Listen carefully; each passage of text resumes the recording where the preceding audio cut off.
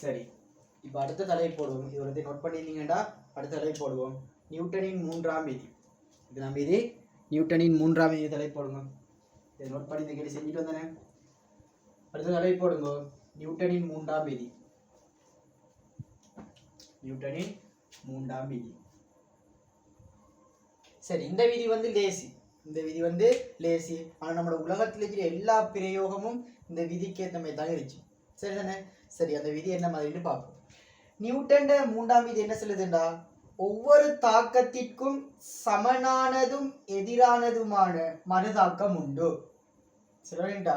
Newton மூணாம் விதி Newton என்ன சொல்றாருண்டா, ஒவ்வொரு தாக்கத்திற்கும் சமனானதும் எதிரானதுமான மறுதாக்கம் உண்டு.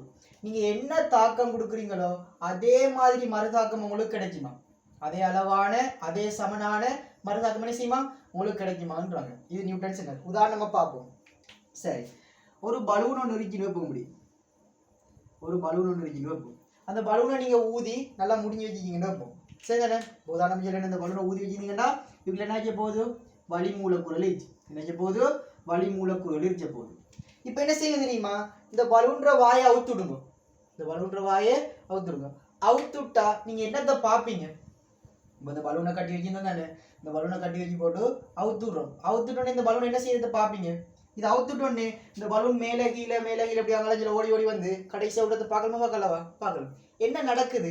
இந்த பலூன்ற வாயை அவுத்தோன்னே என்ன நடந்துருச்சு? என்ன நடந்துச்சுன்னு தெரியுமா? இதுக்குள்ள இருக்கிற அந்த வளி மூலக்கூறல் என்ன செய்ய தெரியுமா, வெளியே இருக்கிற வளி மூலக்கூறல் வந்து என்ன செஞ்சு தள்ளிடுச்சு. செலவழிச்சா இந்த பலூனுக்குள்ள ஊதின வளி மூலக்கூறுகள் வெளியே இருந்த வளி மூலக்கூறு கீழே என்ன செஞ்சு தள்ளிடுச்சு. கீழே அந்த மூலக்கூறுகளை தள்ளும் போது இது வந்து என்னன்னா தாக்கம். கீழே வந்து தள்ளுற என்னது, தாக்கம். அப்போ நியூட்டன் மூணாம் விதியில சொல்றார், ஒவ்வொரு தாக்கத்திற்கும் சமனானதும் எதிரானதுமான என்ன தாக்கம் இருச்சா, மறுதாக்கம் இருச்சா. அப்ப இந்த விதிப்படி பார்த்தோம்னா இந்த பலூன்ல கீழே வளி மூலக்கூறு கீழே தள்ளுறது என்ன ஆகும், தாக்கம் இருந்துச்சு. அதுக்கு எதிராக அந்த பலூன் என்ன செஞ்சீங்கடா, மேல் நோக்கி அங்கே என்ன செஞ்சீங்க, இயங்கி இருக்கு. அப்படி இயங்குறது என்ன தாக்கம் இருக்கீங்க, அப்போ மறுதாக்கம். என்ன தாக்கம் இருக்கீங்க, மறுதாக்கம். அதாவது இந்த தாக்கம் நடந்ததாலதான் என்ன வந்துச்சு, மறுதாக்கம் நடந்துச்சு. இந்த பலூன்ற வாயை நீங்க அவுக்காம சும்மா வச்சிருந்தா இந்த தாக்கம் உங்களுக்கு நடக்குமா, நடக்காது. இந்த பலூன்ற வாயை நீங்க அவுத்துட்டோன்னு இதுக்குள்ள வளி மூலக்கூறல் வலியை கீழே தள்ளிச்சு, அது தாக்கம். அதுக்கு எதிராக பலூன் மேல் நோக்கி அங்கலஞ்சில் அசைஞ்சு போனது என்ன தாக்கம் ஆயிக்கும், மறுதாக்கம் ஆயிடுச்சு. இந்த தாக்கம் ஆயிச்சப்போ மறுதாக்கம்.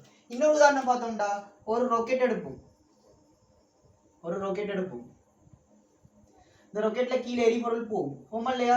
கீழே எரிபொருள் போகுது. அதுக்கு எதிராக ராக்கெட் எங்க போகுது, மேலே போகுது. எப்படி மேலே போகுதுண்டா, இந்த ராக்கெட்ல எரிபொருள் என்ன செய்யும் தெரியுமா, கீழே இருக்கிற வளி மூலக்கூறுகளை கீழே தள்ளும். ராக்கெட் எரிபொருள் என்ன செய்ய போகுது, வளி மூலக்கூறுகளை கீழே தள்ள போகுது.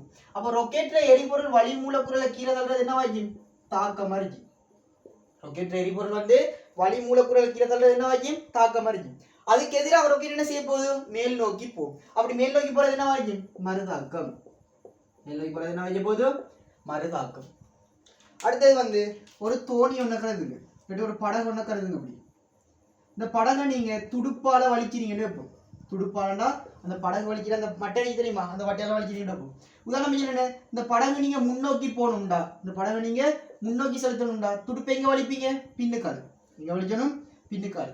இந்த துடுப்பால நீங்க தண்ணியை பின்னுக்க வலிச்சீங்கண்டா அதுக்கு எதிராக படகு முன்னுக்க போக போகாதா, போகும். நீங்க இந்த துடுப்பால வலிச்சாட்டி படகு முன்னுக்க போகுமா, முன்னுக்க போகாது. அப்ப நீங்க இந்த துடுப்பால இந்த தண்ணியை வந்து பின்னோக்கி வலிக்கிறது என்ன தாக்கமாக்கும், என்னவாக்கும், தாக்கம். துடுப்பால படகு நீங்க துடுப்பால நீங்க இந்த தண்ணியை பின்னோக்கி தர என்னவாக்கும், தாக்கம். அதுக்கு பதிலாக நீங்களும் படகு சேர்ந்து முன்னுக்கு போறீங்கன்னு அப்ப அது என்ன வரைக்கும் போகுது, மறுதாக்கம். என்ன வரைக்கும் போகுது, மறுதாக்கம். சரிங்களா? அப்ப எந்த ஒரு தாக்கத்தை நீங்க எடுத்தாலும் அதுக்கு எந்த ஒரு தாக்கம் நடந்தாலும் அதுக்கு தாக்கமும் இருந்துச்சு, மறுதாக்கமும் இருந்துச்சு. நம்ம கொடுத்தது தாக்கமாகவும் நம்மளுக்கு எதிராக தொழிற்பட்டது மறுதாக்கமாகவும் இருந்துச்சு. உதாரணம் சொல்லுமே, ஒரு சுவர்ல நீங்க பந்தெறிறீங்க. ஒரு சுவர்ல நீங்க இப்படி ஒரு பந்தெறி, உதாரணம் சொல்லுங்க, இப்படி ஒரு சுவரிக்கிட்டு வைப்போம். இந்த சுவர்ல நீங்க பந்தெறிஞ்சீங்கண்டா இந்த பந்து அப்படியே வச்சு நிச்சுதா, இல்ல. நீங்க இப்படி எறிஞ்சீங்கண்டா இப்படி வெளியே வரும், ஆமா இல்லையா? சுவர்ல ஒரு பந்து எறிஞ்சீங்கடா, சுவத்துல இருந்து பந்து என்ன செய்யலீங்க, உங்களை கைக்கு பிடிச்சலாம் முடிச்சலவா, அதுல பட்டு திரும்ப வரும். இதுல எது தாக்கம் எது மறுதாக்கம்னு பாத்தீங்கன்னா, நீங்க சுவர்ல பந்து எறியறீங்கன்னு அது வந்து தாக்கம். அது வந்து என்ன, தாக்கம். சுவர்ல பந்து பட்டோன்னே சுவரால பந்துக்கு ஒரு விசை கொடுக்கப்படும். அதால பந்து என்ன செய்து பட்டு திரும்பி வருது. அப்ப அந்த பந்து கொடுக்கப்பட்ட விசை என்ன ஆகிக்கும்டா, மறுதாக்கமாயிடுச்சு. என்ன வரைக்கும் மறுதாக்கம். சில வேண்டியா அதே மாதிரி ஒரு ஆள் வந்து இன்னொரு ஆளுக்கு அரைகிறது, ஒரு இன்னொரு ஆளுக்கு அடிச்சிருது, அடிச்ச குளிர இந்த கையால் ஒரு ஆள் இன்னொரு ஆளுக்கு அரைஞ்சாங்கண்டா இந்த அரைகிறது வந்து என்ன வைக்கும் தாக்கம் வரைக்கும். இதுக்கு மறுதாக்கம் என்ன? அவர் மாற்றி அறைகிறதா? நான் ஒரு ஆளுக்கு இப்படி அரைகிறேன்டா அது தாக்கம். இதுக்கு மறுதாக்கம் என்ன? அவர் இன்னைக்கு மாற்றி அறைகிறது மறுதாக்கமா? இல்ல. நான் அரையும் போது இந்த கை வந்து என் கண்ணத்துல வந்து படுறது என்ன நினைக்கும் தாக்கமா இருக்கும்.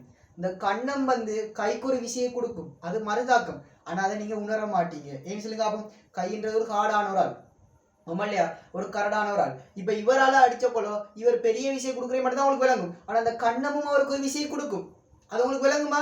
விளங்காது. அப்ப நீங்க கண்ணத்துல அரைகிறது தாக்கம், கண்ணம் உங்களுக்கு கை கரையை மாத்தி அது வந்து மறுதாக்கம். அதை நீங்க என்ன செய்யலாமா நீங்க உணர்ந்து கொள்ள மாட்டீங்க.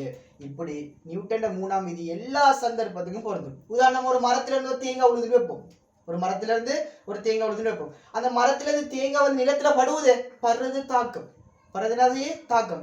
பட்டுடனே நிலம் தேங்காய்க்கு ஒரு விஷயம் கொடுக்கும், நிலம் தேங்காய்க்கு ஒரு விஷயம் கொடுக்கும். அந்த விசையால தேங்காய் ஒரு பக்கம் எலும்பி விழும். அந்த பின்னதைக்குன்னு சொல்றேன், அதாவது பட்டு பின்னதைச்சு வாரு, பட்டு பின்னதைக்கு வாரு. அப்ப நீங்க வந்து படுறது தாக்கம்.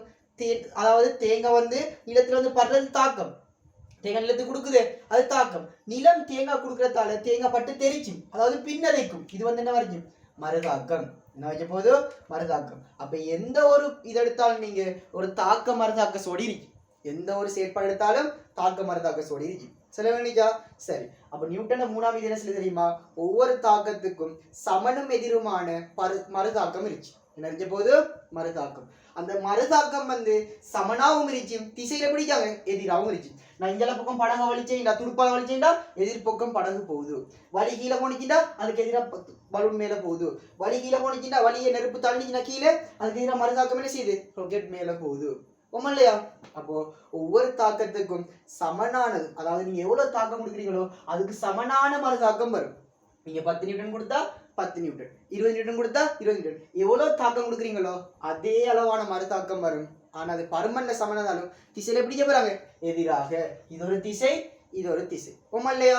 சரி, 3ஆவது நோட் பண்ணிடுங்க. 3ஆம் விதியை நோட் பண்ணுங்க. சொல்றேன், ஒவ்வொரு தாக்கத்திற்கும்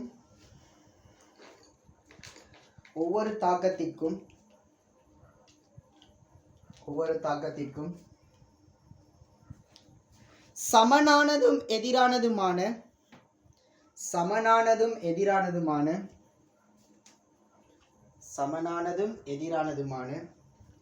மறுதாக்கம்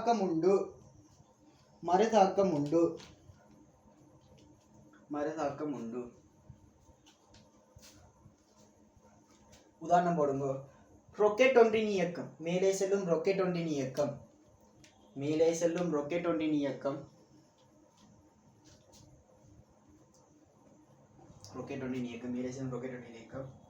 என்றாலும் மரத்திலிருந்து விழுந்த தேங்காய் பின்னதைத்தல். பட்டு தெரிகிறா? மரத்திலிருந்து விழுந்த தேங்காய் பின்னதைத்தல், மரத்திலிருந்து விழுந்த தேங்காய் பின்னதைத்தல். அடுத்த நீரில் தோணி செல்லுதல். துடுப்பால வலிச்சோம்டா வலிச்சு தண்ணியை பின்னிக்க தள்ளுறது தாக்கம், அதுக்கு எதிராக நம்ம முன்னுக்க போற என்ன ஆகும் மறுதாக்கம். நீரில் தோணி செல்லுதல். இன்னொரு உதாரணம், நீந்திர சந்தர்ப்பம். நீந்த போல என்ன செய்வீங்க, கைகளால தண்ணீரை செய்வீங்க, பின்னோக்கி தள்ளுவீங்க. பின்னோக்கி தள்ளினீங்கடா உடம்பு முன்னுக்கு போமா போகாதா? போ. அப்ப கைகளால தண்ணியை பின்னோக்கி தள்ளுறது தாக்கம், உடம்பு முன்னுக்க போறது என்ன வைக்கும் மறுதாக்கம். அப்ப தாக்கம் மறுதாக்கம் வருதானே. அடுத்த எழுங்க, இரு கைகளையும் பயன்படுத்தி நீந்துதல். சரி, இந்த படத்தை போட்டு இந்த சந்தர்ப்பங்கள்ல தாக்க மறுதாக்கத்தை காட்டுங்க. 2-3 படத்தை போட்டு தாக்க மறுதாக்கத்தை காட்டுங்க. விளங்குற மாதிரி நோட் பண்ணி வச்சுக்கிறேங்க. படத்தை போட்டு தாக்க மறுதாக்கம் காட்டுங்க. சின்ன அழகா 3 கிளாஸோட இந்த அழகு முடியுது. இப்போ கடைசி ஒரு சின்ன ஒரு துண்டு இருந்துச்சு, அது உந்தம் மட்டும். உந்தத்தை படிக்கவுண்டா இந்த அளவு ஃபுல்லாக கம்ப்ளீட்டா 4வது அழகு அப்போ நம்மளோட கிளாஸில் முடியுது. அடுத்து நம்ம தொடங்க போகிற எத்தனை அழகு தொடங்க போகிறோம்? 5வது அழகு. அடுத்த இன்ஷால்லா நாளைக்கு நின்று என்ன தொடங்குறோம்? 5வது அழகு தொடங்கும். உராய்வு படிக்க போகிறோம் ஏன்னா. சரி, அடுத்த அழகு உராய்வா. குயிக் அழகு முடிஞ்சிடும். சரிதானே? அவங்க கூட டைம் எடுக்க மாட்டோம். விஷயம் மட்டும் விளங்கினா சரி, விஷயத்தை வச்சு நம்ம கேள்வி செய்ய பழகணும்னா சரி. நோட் பண்ணிடுங்க குயிக்கா. எவ்வளோ கேள்வி செய்கிறீங்களோ அவ்வளோ உங்களுக்கு என்ன செய்யும், அந்த ஐடியா குயிக்காக வளரும். ஆமா இல்லையா? நீங்க கேள்வி செஞ்சு பழவோ நிறைய கேள்வி செஞ்சுட்டு போகலோ அங்க வைத்து நீங்க அந்த ஃபைனல் எக்ஸாம் பேப்பரை பார்த்தீங்கன்னா, நீங்க உங்களோட ஓலவல் பேப்பரை பார்த்தீங்கன்னா உங்களுக்கு எல்லாம் வந்து ஏற்கனவே செஞ்சு அனுபவம் இல்லை, ஒரு பார்த்த மாதிரி ஒரு கேள்வி அறிக்கை சரிதானே? அப்போ லேசாக செஞ்சுட்டு வந்துடுங்க. இது என்னடா உலக எக்ஸாம்னு கேட்பீங்க. சரி, ஒரு விஷயமா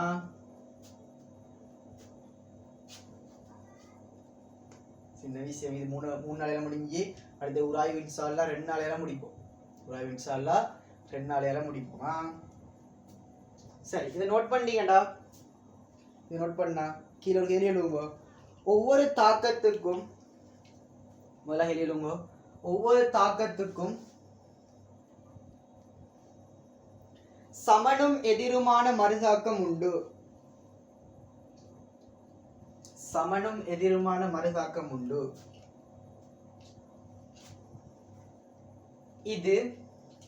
இது பொறியியல் பாடப்பரப்பில், பொறியியல்டா பிசிக்ஸா, பௌதிகவியலா, பௌதிகவியல் பாடப்பரப்பில்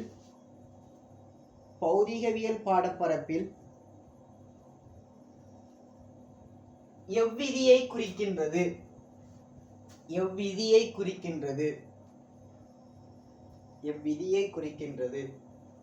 என்ன விதி? நியூட்டனின் 3ஆம் விதி. நோட் பண்ணுங்க, நியூட்டனின் 3ஆம் இயக்க விதி. நியூட்டனின் 3ஆம் இயக்க விதி. சரி, இன்னொரு நோட் விஷயம் ஒன்று பார்த்துடுவோம். இதுல 3ஆம் விதியில இயங்குற பொருளுக்கு மட்டும்தானா தாக்கம் மறுதாக்கம் காட்டுன்னு கேட்டா இல்ல, இயங்காம ஓய்வில் இருக்கிற பொருளுக்கும் தாக்கம் மறுதாக்கம் இருக்கு. இன்னைக்கு விசைகள்ன்ற சமநிலையில் ஒரு பாடம் படிப்போம், அங்க நம்ம இது நல்லா கிளியர் ஆகும். இப்போ சும்மா நோட்ல எழுதி வச்சுக்கிடுவோம் சரிதானே? இயங்காம ஒரு பொருள் இருந்துச்சுன்னா அந்த பொருளுக்கும் தாக்கம் மறுதாக்கம் இருக்கு. உதாரணமா சொல்லுவோமே, ஒரு பொருள் அடுத்த ஒரு ஆய்வுல இது விளங்கும் சரியா? ஒரு பொருள் வந்து ஒரு மேசையில் வச்சுட்டு வைப்போம், ஒரு குற்றி இப்படி ஒரு மேசையில் வச்சுட்டு வைப்போம். இந்த குற்றி வந்து ஒரு மேசையில் வச்சுட்டு வைப்போம். இந்த குற்றி இயங்கல, இந்த குற்றி இயங்காம மரிச்சக்கொள்ளோ இந்த குற்றியில தாக்குற விசையெல்லாம் கேட்டாங்கடா. இந்த குற்றி இயங்காம மரிச்சக்கொள்ளோ இந்த குற்றியில தொழிற்படுற விசையை கேட்டாங்கடா. இந்த குற்றிக்கிண்டு ஒரு நிறை இருக்கு இல்லையா? அந்த நிறை எங்க தாக்கும் தெரியுமா? சரியா கீழே தாக்கும், W. அந்த நிறை என்ன? W. உங்களுக்கு தெரியும் W சமன் என்ன? mg. W சமன் என்ன? mg. நிறை தெரிஞ்சா உங்களுக்கு பார்த்தோமே, இதுக்கு முந்தின கிளாஸ்ல பார்த்துருந்தோம். அதே மாதிரி இந்த Wன்றது குற்றியால நிலத்துக்கு வழங்கப்பட்ட விசை. சொல்லுங்க, குற்றியால நிலத்துக்கு வழங்கப்பட்ட விசை என்னது? W. நிறை வச்சுக்கணும். அப்ப நீங்க சொல்லுங்க, நியூட்டன 3ஆம் விதிப்படி ஒவ்வொரு தாக்கத்துக்கும் சமனானதும் எதிரானதுமான என்ன இருக்க போகுது? மறுதாக்கம் இருந்துச்சு. என்ன போகுது? மறுதாக்கம். அப்ப குற்றியால நிலத்துக்கு வழங்கப்பட்ட விசை W உண்டா? நிலத்தால குற்றிக்கு வழங்கப்படுற ஒரு விசை இருக்கு, அந்த விசைக்கு பேர் சொல்லுவாங்க R. Rன்றது யாருண்டா? செவ்வன் மறுதாக்கம். யாரு? செவ்வன் மறுதாக்கம். அப்ப குற்றியால நிலத்துக்கு வழங்கப்பட்ட விசை என்ன விசைனா? நிறை விசை. என்ன விசை? நிறை விசை. நிலத்தால குற்றிக்கு ஒரு விசை வழங்கணும். ஏன்னா நியூட்டன 3ஆம் விதி சொல்லுது, எந்த ஒரு தாக்கத்துக்கும் சமனும் எதிருமான என்ன தாக்கம் இருக்கும்? மறுதாக்கம் இருக்கும். அப்போ குற்றியால நிலத்துக்கு ஒரு தாக்கம் வழங்கப்படுகின்றா, அப்ப அதுக்கு எதிராக ஒரு மறுதாக்கம் இருக்கணும். அந்த மறுதாக்கம் தான் யார் மறுதாக்கம்டா?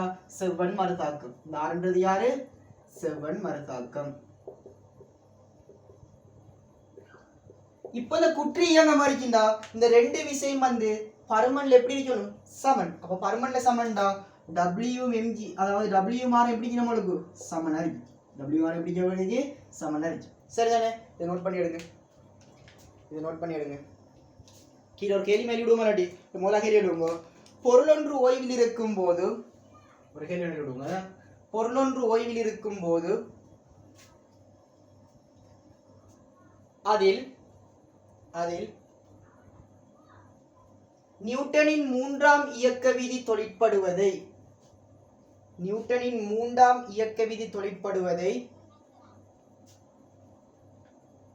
காட்டும் விசை வரைபடத்தை வரைக.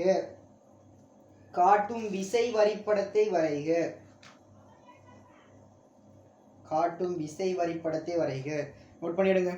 இதை நோட் பண்ணி எடுத்து போட்டு W சமன் R காட்டுங்க. இதை காட்டினீங்கண்டா அடுத்த தலைப்பு, கடைசி தலைப்பு போகிற நம்ம என்னண்டா? உந்தம். இதை மூலம் காட்டி எடுங்க. W சமன் R காட்டி போட்டு அடுத்த தலை போடுங்க உந்தம். சின்ன விஷயம். உந்தத்தோட என்ன முடியுதுண்டா நியூட்டன்ட இயக்க விதிகள் முடியுது. நியூட்டன்ட 3 விதி தான். நியூட்டன்ட முதலாம் விதி, இரண்டாம் விதி, மூன்றாம் விதி. அது முடிச்சிட்டோம். இப்போ கடைசியாக பார்க்க போகிற தலைப்பு சின்ன தலைப்பு, குட்டி தலைப்பு உந்தம். உந்தத்தில் வர கேள்வியை செஞ்சிட்டோம்னா உந்தம் முடியுது. சரிதானே? சரி, இது அழிச்சிங்கன்னா உந்தத்துக்கு இந்த மொமெண்டம்னு சொல்கிறேன். சரிதானே? உந்தம் பார்ப்போம். உந்தம். சரி, உந்தம்டா ஒரு விஷயமும் இல்லை. என்னண்டா உந்தம் சமன் பொருள்ற திணிவு தர பொருள்ற வேகம். ஒரு பொருளின் திணிவினதும் வேகத்தினதும் பெருக்கம் உந்தம் எனப்படும். விஷயம் முடிஞ்சு. சொல்லுவேன். ஒரு பொருளின் உந்தம் யார சொல்றா? ஒரு பொருள்ற திணிவினதும் வேகத்தினதும் பெருக்கம் உந்தம் எனப்படும். சரிதானே? சரி, திணிவுற அளவு நம்மளுக்கு தெரியும். நம்மளுக்கு கிலோகிராம். இல்லையா? வேகத்துல அளவு என்ன? ms-1. அப்ப என்ன வரப்போகுது? Kilogram ms-1. சொல்லுவேன். அப்ப உந்தத்துல அளவு என்னண்டா கிலோகிராம் ms-1. Kilogram ms-1. திணிவை நம்ம எம்னு சொல்ற, வேகத்தை நம்ம வீணு சொல்றோம். ஆக உந்தம் சமன் mv போட்டு நீங்க பெருக்கிட்டீங்கன்னா சரி. mv போட்டு பண்ணி செஞ்சீங்கன்னா சரி, பெருக்கிட்டீங்கன்னா சரி. mன்றது மாஸ்னா திணிவு, வீன்றது வெலோசிட்டி. வெலோசிட்டினா என்னது? வேகம். அப்ப உந்தம் சமன் திணிவு தர வேகம், அதாவது mv கிலோகிராம் ms-1. அப்ப உந்தத்தின் அழகு என்ன? Kilogram ms-1. அப்ப உந்தம் என்றால் என்னன்னு கேட்டாங்கடா, ஒரு பொருளின் திணிவினதும் வேகத்தினதும் பெருக்கம் என சொல்லப்படும், உந்தம் எனப்படும். அப்ப உந்தம் எத்தனை காரணியில தங்கியிருக்க போது? 2 காரணி. ஒன்று திணிவு, அடுத்து என்ன? வேகம். திணிவு மாறினா உந்தம் மாறும், வேகம் மாறினா உந்தம் மாறும். ஏண்டா ஒரு சமன்பாடு எந்த காரணியில தங்குறாங்களோ அந்த காரணி மாறும் போது சமன்பாட்டில் இருக்கிற அந்த கணியம் மாறாதா? மாறப்போகுது. விஷயம் முடியுது. சரிதானே? கீழே உங்க பொருளொன்றின் திணிவினதும்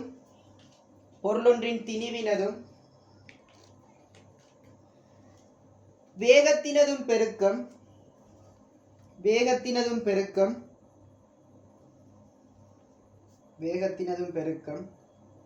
உந்தம் எனப்படும்.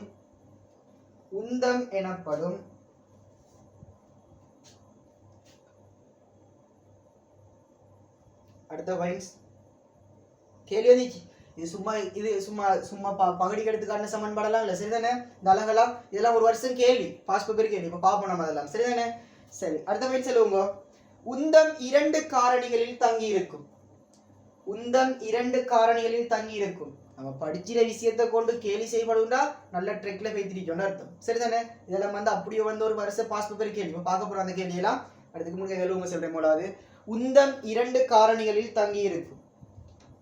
ஒன்று போடுங்க திணிவு, ரெண்டாவது போடுங்க வேகம். ஒன்று போடுங்க திணிவு, ரெண்டாவது போடுங்க வேகம். இப்ப என்ன செய்யுங்க? இந்த சமன்பாடை போட்டு இந்த அழகு அப்படி எடுத்து காட்டுங்க. அழகு நல்ல பொருள் எடுத்து காட்டுங்க. இந்த சமன்பாடை போட்டு அழகு எடுத்து காட்டுங்க. அழகு எடுத்து காட்டுங்க. சரி, எத்தனாம் ஆண்டு MCQ? 2020ஆம் ஆண்டு 3வது MCQ. வந்து எவரலையா வந்துருச்சு. 2020ஆம் ஆண்டு 3வது MCQ. 2020ஆம் ஆண்டு 3வது MCQ. பிரட்டிப்பார், பாஸ்போர்ட் பிரட்டிப்பார். இது அழகு எடுத்து போடு எழுப்பிக்கா கேள்வி எழு. 2020ஆம் ஆண்டு 3வது MCQ போடு. அழகு எடுத்துட்டியா? அழகு எடுத்து அடுத்த கேள்வியை போடு. 2020ஆம் ஆண்டு 3வது MCQ. உந்தத்தின் அலகு கேள்வி முடியுது. சரியா? முதலாவிட கிலோகிராம் ms-1, ரெண்டாவிட கிலோகிராம் ms-2, மூணாவது விட கிலோகிராம் மீட்டர்-1 செகண்ட்-1, நாலாவது விட கிலோகிராம் மீட்டர் வர்க்கம் செகண்ட்-2. என்ன விட பார்த்த குயிக்கா பார்த்தோன்னே அடிக்கணும். என்ன விட? Kilogram ms-1. அப்ப இது என்னத்தின் அலகு? ரெண்டாவது வந்த விட என்னத்தின் அலகு? ஒரு கேள்வி எடுத்தோம்டா அடுத்ததாக விட எதிர செக் பண்ணணும். இல்லையா? அடுத்தடுத்த விட என்னத்துக்கு வரும் என்ன செய்யணுமோ செக் பண்ணணும். அப்ப ரெண்டாவது நம்ம படிச்ச மாதிரி எங்க படிச்சோம்? ஒன்று விசைட அலகு, நிறைட அலகு. இல்லையா? விசைட அலகும் நிறைட அலகும் அதே அலகு தான். அவங்க கேட்டது விசை நிறையா இல்ல, உந்தம் கேட்டதால் எத்தனை விட வரப்போகுது? முதலாவது விடு. நோட் பண்ணி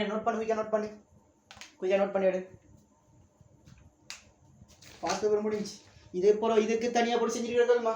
இப்போ இந்த கேள்வியெல்லாம் செஞ்சு போட்டு திரும்ப உந்தம் அழகு இந்த பாஸ்போர்ட்ல அந்த செஞ்சிடமா அதுனக்குள்ளே செய்வோம். அந்த இடத்துலயே செஞ்சுட்டு போனோட சரி, அந்த இடத்துலயே அதுனக்குள்ளே உடனே பாஸ் பேப்பர் உண்மை இல்லையா? சரி, நோட் பண்ணிடு.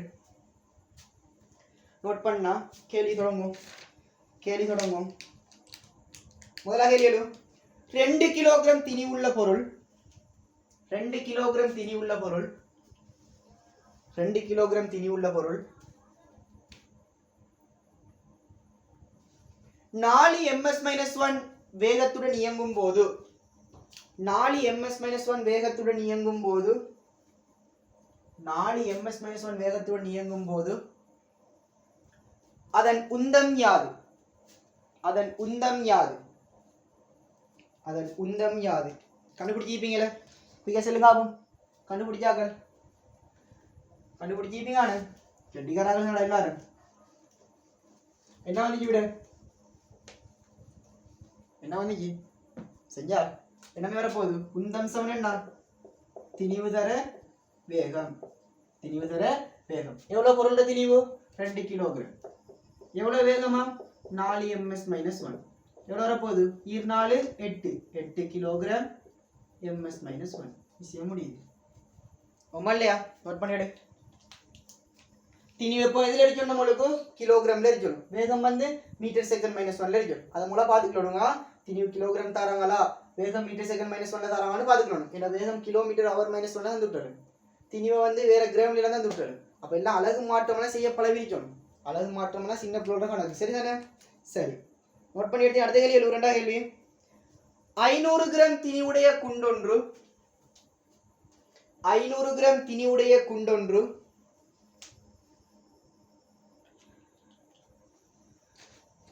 100 ms-1 வேகத்துடன் சென்றால் 100 ms-1 வேகத்துடன் சென்றால் 100 ms-1 வேகத்துடன் சென்றால்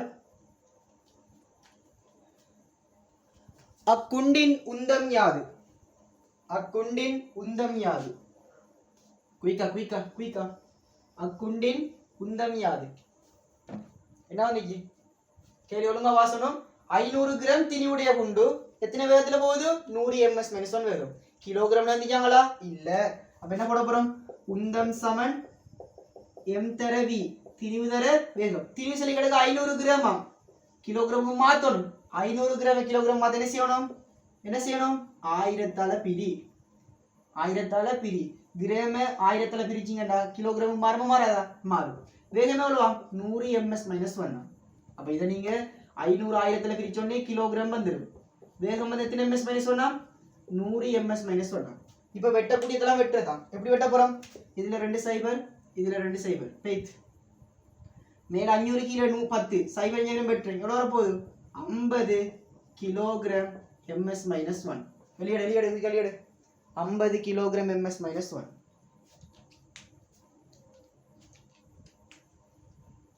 குயிக்கா நோட் பண்ணு. என்ன செஞ்சோம்? திணிவு வந்து கிராம்ல இருக்கிறதால கிலோகிராம் மாத்தி கிடக்கு. மற்ற அதே மாதிரி தம்பி எழுதிட்டு கிடக்கா. அடுத்த எழுதிடுவோங்க. 2000 கிலோகிராம் திணிவுடைய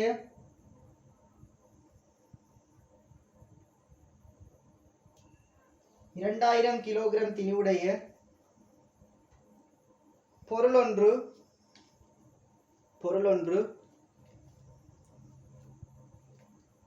20 ms-1 வேகத்துடன் இயங்கும் போது 20 ms-1 வேகத்துடன் இயங்கும் போது அப்பொருளின் உந்தம் யாது? அப்பொருளின் உந்தம் யாது? அப்பொருளின் உந்தம் யாது? என்ன சொல்லி கிடக்கு? பொருள் திணிவு சொல்லி கிடக்கு வந்து 2000 கிலோகிராமா. சொல்லி கிடக்கு 2000 கிலோகிராம் திணிவுடைய பொருளாம். வேகம் சொல்லி கிடக்கு 20 ms-1. பெருக்கு நல்லா போகுது. 2020 வரைக்கும் நம்மள சைபர் எண்ணி போடுங்க. 1 2 3 4 சைபர் 2 4. அப்ப 40000 kilogram ms-1. 40000 kilogram ms-1.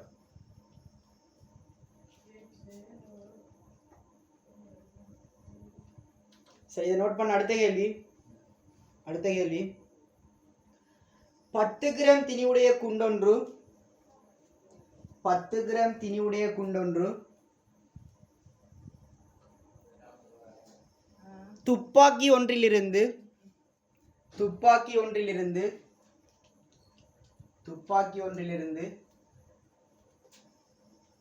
400 ms-1 எனும் வேகத்துடன் செல்கின்றது.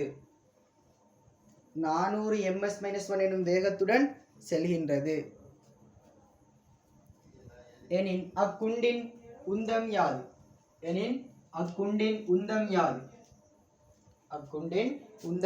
எப்படி செய்யற? திணிவு செல்களுக்கு 10 கிராமா கிலோகிராமுக்கு மாற்றணும். அப்போ 10 பிரிக்கணும், 1000 பிரிக்கணும். 10 × 1000 போட்டா கிலோகிராமுக்கு மாறிடும். எவ்வளவு வேகமா? 400 ms-1. 400 ms-1.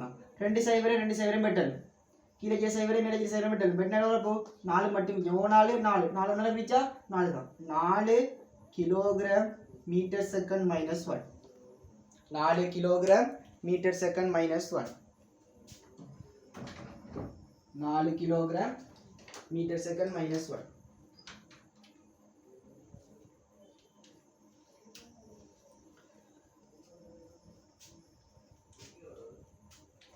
சரி, அடுத்த கேள்வி.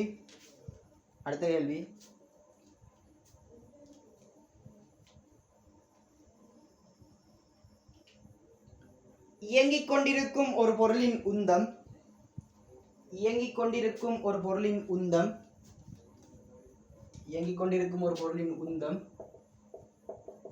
6 கிலோகிராம் ms-1 ஆகும். 6 கிலோகிராம் ms-1 ஆகும்.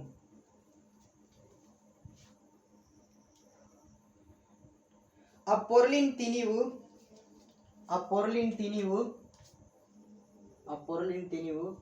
500 கிராம் ஆகும். 500 கிராம் ஆகும். அப்போ உந்தம் சொல்லி கிடக்கு, திணிவும் சொல்லி கிடக்கு. என்ன கேட்க போறாங்க? வேகம் கேட்க போறாங்க. எனின் அப்பொருளின் வேகம் யாது? செஞ்சு பாருங்க. அப்போ அப்பொருளின் வேகம் யாது?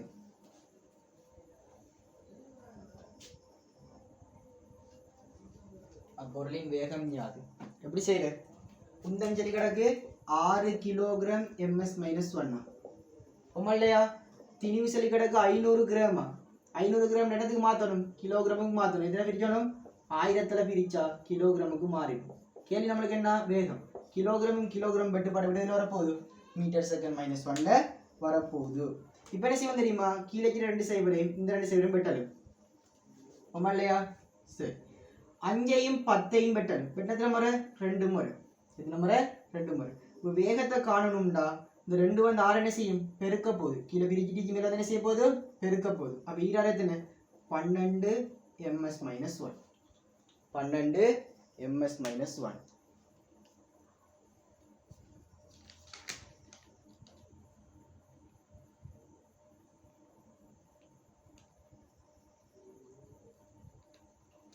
அடுத்த கேள்வி 3 கிலோகிராம் திணிவுள்ள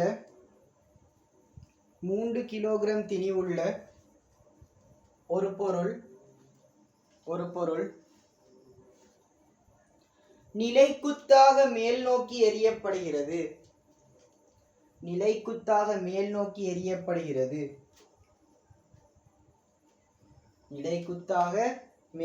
எறியப்படுகிறது.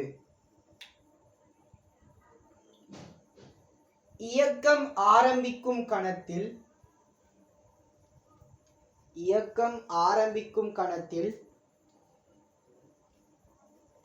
அதன் வேகம் 10 ms-1 ஆகும்.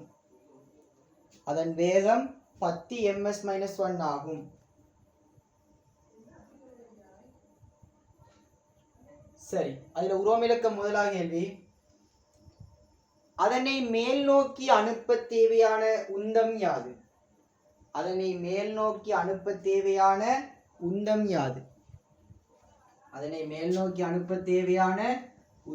யாது? என்ன சொல்றாங்கன்னு பார்ப்போம். சரிதானே? அதாவது ஒரு பொருள் 3 கிலோகிராமா. ஒரு பொருள் எத்தனை கிலோகிராமா? 3 கிலோகிராமா.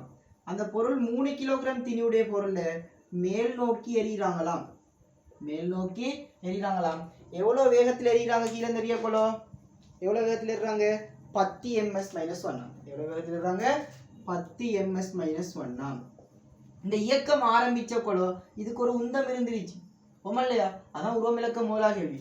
அப்ப அந்த முதலாக கேள்வி சொல்றாங்க இயக்கம் ஆரம்பிக்க கொல அதுல உந்தம் என்னன்னு இருக்கிறாங்க. அந்த ஆரம்பிச்சு மேல அனுப்புற தேவையான உந்தம். உந்தம் சமன் என்ன? திணிவு தர வேகம். திணிவு தர வேகம். திணிவு தெரியும் எனக்கு எத்தனை? 3 கிலோகிராம். வேகம் தெரியும் 10 ms-1. என்ன வர போகுது? 30 கிலோகிராம் ms-1 வரும். என்ன வர போகுது? 30 கிலோகிராம் ms-1 வரும். இதான் அவங்க கேட்ட முதலாக கேள்வி. அதுல உருவமிலக்கம் 2ஆக எழுதுங்க. இதில் எழுதி போட்டு அதுல உருவமிலக்கம் 2ஆக எழுதுங்க.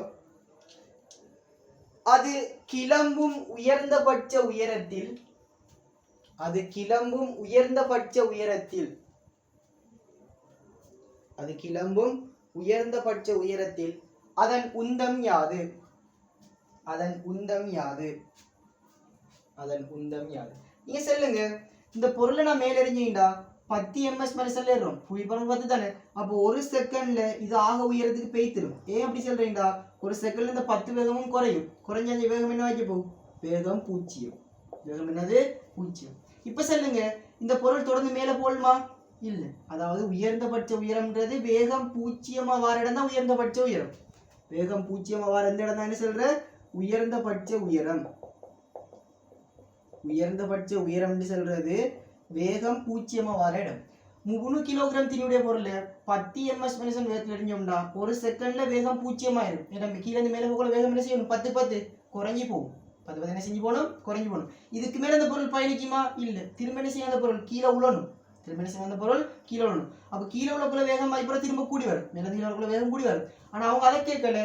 அந்த பொருள் எலும்புன அந்த உயர்ந்தபட்ச உயரத்துல அந்த பொருள் எலும்புன உயர்ந்தபட்ச உயரத்துல அதுல உந்தம் கேட்கிறாங்க. பொருளை திணிவு கீழைக்குள்ளே 3 தான். உயர்ந்தபட்ச உயரத்துக்குள்ளே என்னது? 3 தான். திணிவு மாறுமா? திணிவு மாறாது. அப்ப கீழைக்குள்ளே அதே 3 தான். உயர்ந்தபட்ச உயரத்துல என்ன செய்யுது? அதே 3 தான் வரப்போகுது. இப்ப சொல்லுங்க எனக்கு உயர்ந்தபட்ச உயரத்துல வேகம் என்ன? வேகம் 0. அப்ப உயர்ந்தபட்ச உயரத்துல உந்தம் கேட்டாங்கடா உந்தம் சமன் திணிவு தர வேகம். திணிவு தர வேகம். திணிவு தெரியும் நம்மளுக்கு எத்தனை? 3 கிலோகிராம். ஆனா வேகம் தெரியும் நம்மளுக்கு என்னண்டு? 0. உயர்ந்தபட்ச உயரத்துல வேகம் என்ன? 0. அப்போ ஒரு கணியத்தை 0த்துல இருக்குன்னா மொத்தம் என்ன வரப்போகுது? 0. வரப்போகுது 0. அப்போ உயர்ந்தபட்ச உயரம் நல்லா ஞாபகிக்கிறங்க. எங்க வேகம் 0 ஆகுதோ மேலறிஞ்சு அந்த இடம் தான் என்ன ஆகும்? உயர்ந்தபட்ச உயரமா இருந்துக்கும். அப்ப அந்த உயர்ந்தபட்ச உயரத்துல உந்தம் சமன் திணிவு தர வேகம். திணிவு 3 கிலோகிராம். வேகம் என்ன? 0. அப்போ வேகம் 0டா ஒரு கணியத்தை 0த்துல இருக்கிற மொத்தம் என்ன வரப்போகுது? 0. நோட் பண்ணிடுங்க. படத்தை கீழே நோட் பண்ணிடுங்க.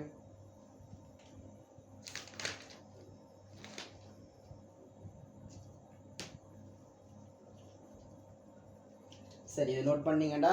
இதோட நம்ம எத்தனை அலகு முடியுது? 4வது அலகு முடியுது. ஆமா இல்லையா? சரி அடுத்த அலகு நம்ம என்னடா? உராய்வு. உராய்வு 5வது அலகு. அடுத்த அலகு அடுத்த கிளாஸ்ல பார்ப்போம். ஏன்னா சரி இதோட உங்களோட 4வது அலகு முடியுதான் நியூட்டன் இயக்க விதி. இதில் எல்லா கேள்வியும் செய்யப்பட்டு சரிதானே? சரி அஸ்ஸலாமு அலைக்கும்.